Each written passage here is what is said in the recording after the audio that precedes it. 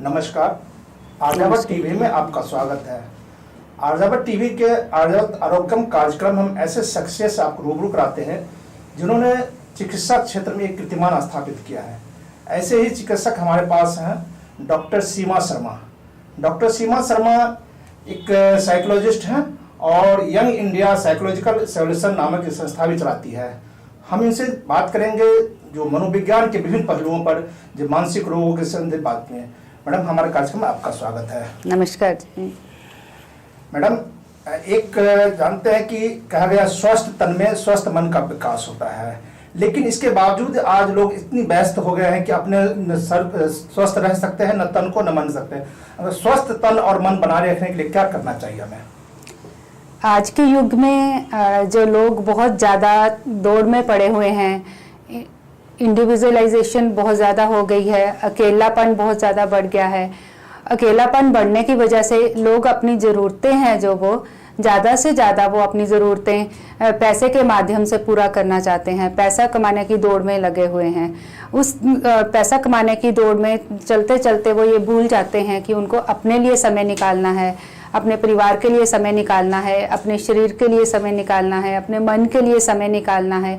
ये सब चीज़ें कहीं पर भी प्रायोरिटी में नहीं आती। इन सब चीज़ों की वजह से ही आज ज़्यादा से ज़्यादा डिप्रेशन के केसेस आ रहे हैं और लोगों के जो एक बैलेंस, एक संतुलन होना चाहिए उनकी पर्सनैलिटी में, वो संतुलन की बहुत कमी महसूस हो रही है। आप एक मेंटल वेलनेस एक्सपर्ट हैं और मनोविज्ञान के क्षेत्र में भी काफ़ी अच्छा काम कर रही है। एक जो कैसे हम पहचाने किसी को एक स्वस्थ इंसान ग्रुप में, कैसे जो तन और मन स्वस्थ है, कैसे उसकी पहचान हो सकती है?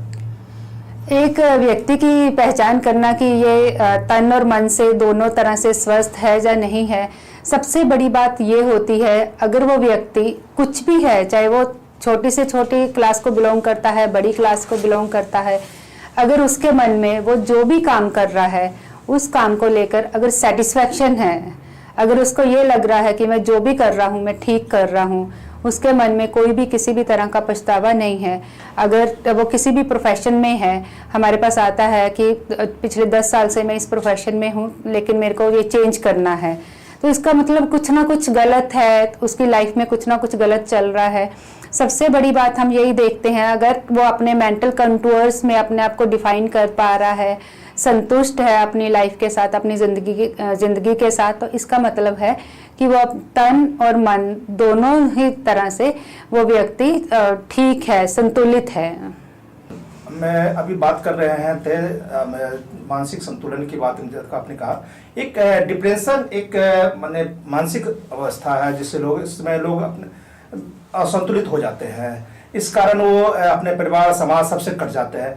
उसका इलाज होना सबसे ज़्यादा जरूरी है। उस कारण लोग डिप्रेशन के कारण कई लोग आत्महत्या भी कर लेते हैं। तो उसका जो इलाज कैसे आप लोग करती हैं? अगर कोई डिप्रेस्ड व्यक्ति आपके पास आता है तो इलाज कैसे करते हैं उनका? हम जो डिप्रेस्ड व्यक्ति हमारे पास आता है उसका इलाज करने के अलग अलग व्यक्तियों के लिए अलग अलग टेक्निक्स अप्लाई की जाती हैं। जैसे कुछ व्यक्ति होते हैं, डिप्रेशन का लेवल भी चेक किया जाता है।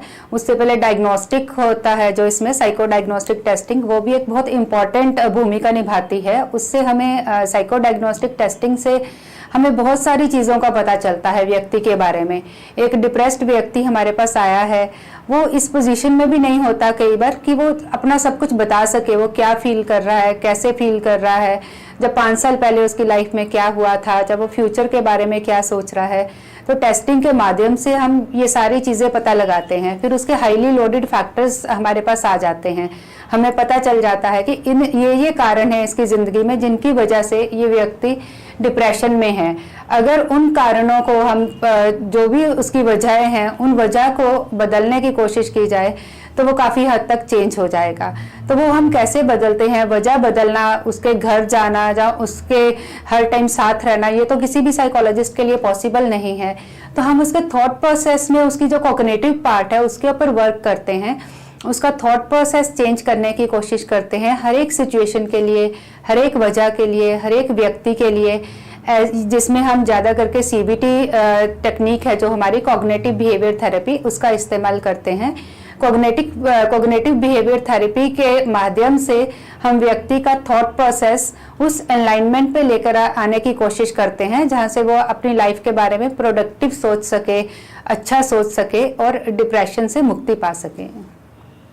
हर बीमारी में कहा जाता है कि बीमारी न हो इस बात का ज़्यादा ध्यान, तो मतलब कि बचाव आवश्यक है, बीमारी होने इसका है। तो एक डिप्रेशन से आज कैसे लोग मुक्त रह सके, अपने को बचाव कैसे कर सके?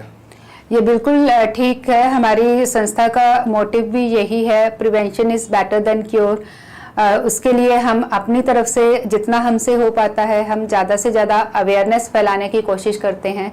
इसमें यही है, जितना आज भी लोगों के मन में मेंटल हेल्थ को लेकर अवेयरनेस नहीं है, अवेयरनेस की, जागरूकता की बहुत ज़्यादा ज़रूरत है। हम बच्चे को ये कहते हैं तुम टॉफ़ी मत खाओ तुम्हारा दांत खराब हो जाएगा, लेकिन कभी भी हम बच्चों को ये नहीं कहते तुम ऐसे नहीं सोचो, ऐसा सोचने से ऐसे प्रॉब्लम हो जाएगी, तुम ऐसे दिक्कत में फंसोगे अगर तुम्हारा थॉट प्रोसेस ये होगा। बचपन से ही हमें बच्चों को उस हिसाब से बड़े करना चाहिए कि वो जितना वो अपने बॉडी का, अपने तन का ध्यान रखते हैं उतना अपने मन का, अपनी सोच का, अपने विचारों का भी ध्यान रख सके। जिस वजह से कि हम अगर वो अच्छे से अपना ध्यान रखेंगे वो अपने आप को हमेशा ही ऐसी चीज़ों से बचा पाएंगे। बच्चा एक संतुलित सोच कैसे डेवलप कर सकता है, इस चीज़ के ऊपर हम काफ़ी स्ट्रेस देते हैं। अगर वो छोटी उम्र के बच्चे को हमारे पास लेकर आते हैं, अगर बच्चा बड़ा होता है तो उस एज के हिसाब से हम उसको टेक्निक्स बताते हैं और ऐसे ही प्रिवेंशन के थ्रू ही हम इसको वो कर सकते हैं, प्रिवेंट कर सकते हैं। अवेयरनेस स्ट्रेटेजीज हमारी स्ट्रॉन्ग होनी चाहिए। आज दुनिया मैंने बड़े शहरों में कहा तो सभी लोग व्यस्त हैं, छोटे शहरों में भी है, लेकिन इसके लिए लोगों के पास समय है, दूसरों के लिए, अपने लिए समय नहीं निकाल पाते हैं, अपने आप से बात करने के लिए उनके पास समय नहीं होता है, इससे वो तनाव में आ जाते हैं। तो एक व्यस्त भरी दुनिया में लोग अपने लिए कैसे समय निकाल पाए, इसके बारे में बताइए आप। इसके लिए इतनी ज़्यादा बिजी लाइफ में अपने लिए समय निकालना, सबसे पहले हमें अपने थॉट प्रोसेस में ये चीज़ लेकर आनी बहुत ज़रूरी है कि हमें अपने लिए समय निकालना है। जब ये चीज़ हमारे मन में पूरी तरह से आ जाएगी कि यस मैं अपने लिए समय निकाल सकता हूँ, मैं न्यूज़पेपर पढ़ सकती हूँ, मैं वॉक के लिए जा सकती हूँ, मैं अपनी डाइट का ध्यान रख सकती हूँ, तब वो चीज़ें काफ़ी हद तक बंदा उसको ढाल लेता है अपनी ज़िंदगी में। बहुत बार लोग क्या सोचते हैं, अरे कोई बात नहीं, कुछ नहीं होगा, अगर मैं वॉक पे नहीं जाऊंगा तो कुछ नहीं होने वाला, अगर मैं फ्राइड फूड खा लूंगा तो कुछ नहीं होने वाला। अगर हम सोच को नियंत्रण करें तो सब कुछ हो जाता है। सोच पे नियंत्रण करके समय का सदुपयोग किया जा सकता है और अपने आप को डिप्रेशन से बचाया जा सकता है। हम फिर बात करेंगे तनाव की, कर रहे हैं कि तनाव ऐसी मानसिक समस्या है जिस कारण कई लोग आत्महत्या भी कर लेते हैं और ये बढ़ते बढ़ते काफ़ी भयंकर रूप लेते हैं। तो ये जो आत्महत्या लोग न करें, तनाव को कम कर सके, इसके लिए क्या आपका टिप्स होगा? आत्महत्या तक सिचुएशन पहुंचती है। देखो जैसे किसी को कभी बुखार हो गया, सब जाने, घर वाले, दोस्त, किसी को भी पता चलेगा कि इस बंदे को बुखार है, सब अपनी अपनी सलाह देंगे, अरे बुखार हो गया आप ये दवा ले लो, क्रोसिन ले लो, उसको हॉस्पिटल ले जाओ, उसको उस डॉक्टर के पास दिखा दो, हम उस डॉक्टर को जानते हैं, उस डॉक्टर के पास ले जाओ। और बंदा इतने में आधा ठीक हो जाता है कि इतने लोग मेरी केयर करने वाले हैं, मेरा ध्यान रखने वाले हैं। लेकिन अगर किसी को इमोशनल लेवल पे, बिहेवियरल लेवल पे कुछ प्रॉब्लम हो रही है, सबसे पहले घर वाले ही उस चीज़ को दबाने की कोशिश करेंगे, अरे कोई बात नहीं, ये तो ऐसे ही होता है, ठीक हो जाएगा, कुछ समय के बाद ठीक हो जाएगा, कुछ टाइम के बाद तुम ठीक फील करोगे। अपने आप कैसे ठीक फील करेगा? जब बंदे के दिमाग में न्यूरोट्रांसमीटर्स की कंसंट्रेशन में कुछ बदलाव आ रहा है, उसके लिए उसको एक ट्रीटमेंट की ज़रूरत है। टाइमली ट्रीटमेंट नहीं मिलता, तब ये चीज़ें, जब डिप्रेशन होता है, स्टार्टिंग में ये माइल्ड मूड डिस्टर्बेंसेस ही होती हैं, धीरे धीरे इसके लेवल बढ़ते हैं और फिर एक पॉइंट पे जाकर सुसाइडल आइडिएशंस एंड सुसाइडल थॉट्स आने लगती हैं।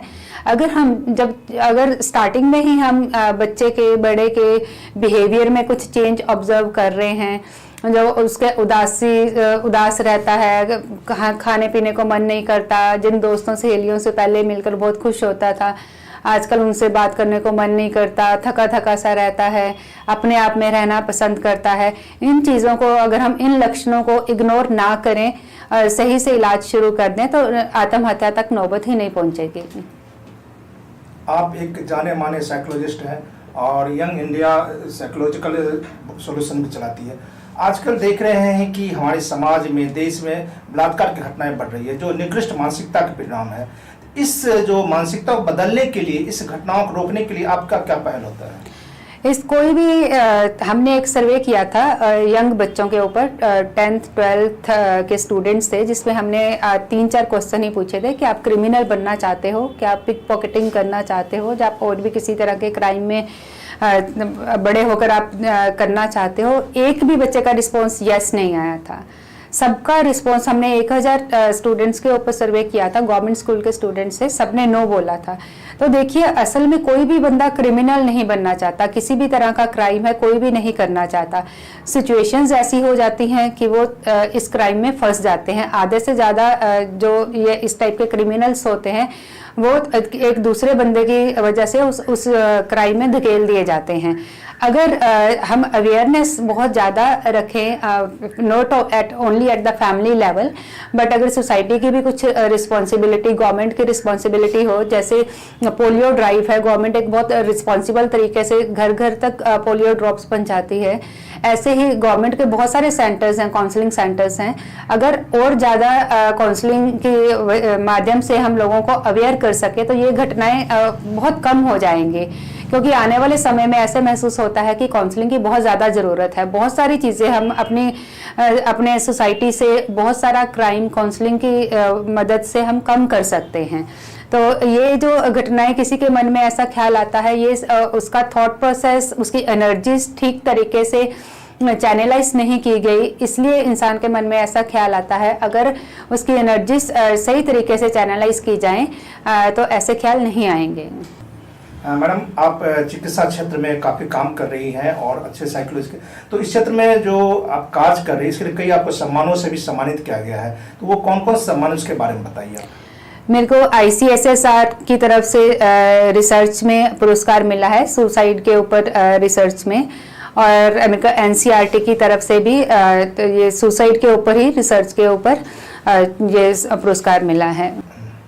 आजकल हम बात करें तो शहरों महानगरों में महिलाएं भी सभी क्षेत्र में आगे बढ़ रही है, लेकिन कुछ ऐसे भी शहर है, छोटे शहर, ग्रामीण इलाके में आज भी महिला उस क्षेत्र जहाँ तक पहुँचा चाहे नहीं पहुँच पाती है।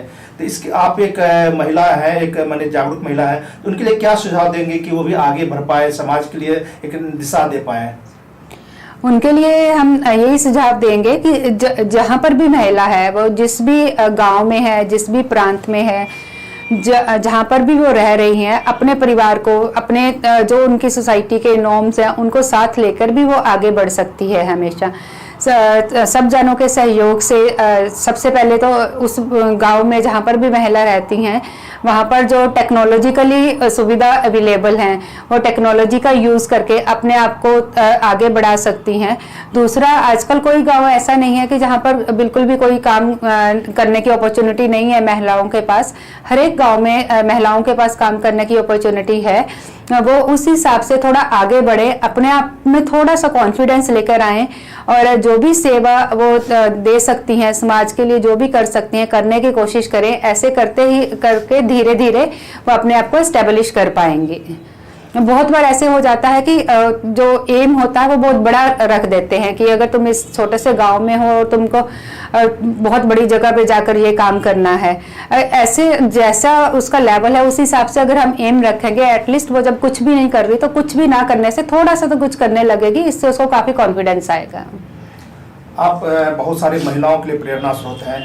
आप यंग इंडिया साइकोलॉजी सॉल्यूशन भी चलाती है, तो इस जो सॉल्यूशन जो संस्था, इसका उद्देश्य क्या है, ये क्या कार्य करती है? जो यंग इंडिया साइकोलॉजिकल सॉल्यूशंस है, सबसे पहला उद्देश्य तो अवेयरनेस स्प्रेड करना है। हम ज़्यादा से ज़्यादा अवेयरनेस स्प्रेड करने की कोशिश करते हैं मेंटल हेल्थ के इश्यूज़ को लेकर। बहुत सारे लोग हमारे पास आते हैं, OCD के पेशेंट्स होते हैं, डिप्रेशन के होते हैं, उनको पता ही नहीं होता OCD क्या है, डिप्रेशन क्या है, मेंटल हेल्थ इश्यूज़ क्या हैं, पैरानॉइड टेंडेंसीज हैं तो क्या है, लोग और ही चीज़ों में पड़े। एक हमारे पास पेशेंट थी, 42 ईयर ओल्ड लेडी को लेकर आते थे, तो उनके हस्बैंड बोले 3 साल से हम बाबा के पास जा रहे थे लेकिन ठीक नहीं हुई हमारी वाइफ, तो हमें अभी पता चला कि इस चीज़ के लिए हॉस्पिटल में एक अलग से डिपार्टमेंट भी होता है, साइकोलॉजिस्ट होते हैं, साइकेट्रिस्ट होते हैं। तो इस तरह की जो पॉपुलेशन है वो ज़्यादा से ज़्यादा अवेयर हो सकें, ये हम काम करते हैं। दूसरा, जो यूथ है यूथ अपने रास्ते से नहीं भटके। मैं स्पेशली जो गर्ल्स हैं, यंग गर्ल्स हैं, कॉलेज गोइंग गर्ल्स, और जो कॉलेज ख़त्म करके अपना अभी जॉब स्टार्ट करती हैं, न्यू गर्ल्स हैं, उनके लिए उनको काफ़ी हेल्पफुल रहती है हमारी संस्था। हमारे पास वो काफ़ी विषयों को लेकर आती हैं हेल्प के लिए, जैसे मैरिज हो गया, उनका जॉब हो गया, इन सब चीज़ों के लिए तो हम उनकी हेल्प करते हैं, उनको बताते हैं क्या चीज़ उनके लिए सही रहेगी, उनको फ्यूचर का आगे का अगर वो ये जो भी उनके मन में डिसीजन लेने की चीज़ है कि अगर आप ऐसा डिसीजन लेंगे तो आने वाले 5 साल में आपकी लाइफ में ये चीज़ें हो सकती हैं, 10 साल में ये चीज़ें हो सकती हैं, इस तरह से वो काफ़ी हेल्पफुल फील करते हैं। और डिप्रेशन के लिए, एंजाइटी के लिए तो हमारा न्यूरोकोग्निटिव डिसऑर्डर्स जो हैं उन सब के लिए तो हम काम करते ही हैं। छोटे बच्चों के लिए भी हम काम करते हैं, जैसे ADHD के केसेस होते हैं, जहाँ कुछ बच्चों की बिहेवियरल इश्यूज होते हैं, उन बच्चों के लिए भी हम काम करते हैं। हमारे पास एल्डरली पेशेंट्स भी आते हैं अराउंड 50-60, उनको बहुत वजह से, जैसे बच्चा पढ़ लिख गया, बाहर चला गया, पेरेंट्स इधर हैं, तो उनका एक तालमेल नहीं बन पाता, वो कैसे अपने आप को एडजस्ट कर सकते हैं इस नए माहौल में जो उनके बच्चों की अच्छी अच्छी जॉब्स की वजह से घर में क्रिएट हुआ है। जबकि खुशी आनी चाहिए, बच्चों की अच्छी जॉब लगी है, बच्चा फॉरेन में सेट हो रहा है, लेकिन उस वजह से काफ़ी प्रॉब्लम, बहुत सारे पेरेंट्स ऐसे भी हैं हमारे पास जिनको काफ़ी प्रॉब्लम का सामना करना पड़ रहा है। तो वो कैसे अपने आप को चेंज कर सकते हैं अपने बच्चों की सुविधा के अकॉर्डिंगली, और कैसे बच्चे उनके लिए एक प्रेरणा स्रोत बन सकते हैं, जो उनकी हेल्प कर सकते हैं, इन सारे इश्यूज पे हम काम करते हैं। और कुछ हम रिसर्च एक्टिविटीज़ और स्टूडेंट्स की हेल्प करना, इंटर्नशिप्स, ये सब काम भी करते हैं। यही उद्देश्य है, हमारी छोटी सी ऑर्गेनाइजेशन है जो यंग इंडिया साइकोलॉजिकल सॉल्यूशंस, इसके तहत हम यही काम करते हैं। तनाव को कम किया जा सकता है बशर्ते परिवार, समाज और सभी दोस्त उनके साथ हो, और यह इतना तक न बढ़ पाए कि आत्महत्या को अग्रसर है। कहना था डॉक्टर सीमा शर्मा जी। डॉक्टर सीमा जी हमारे कार्यक्रम में आपने उसके बहुत बहुत धन्यवाद। Thank you ji.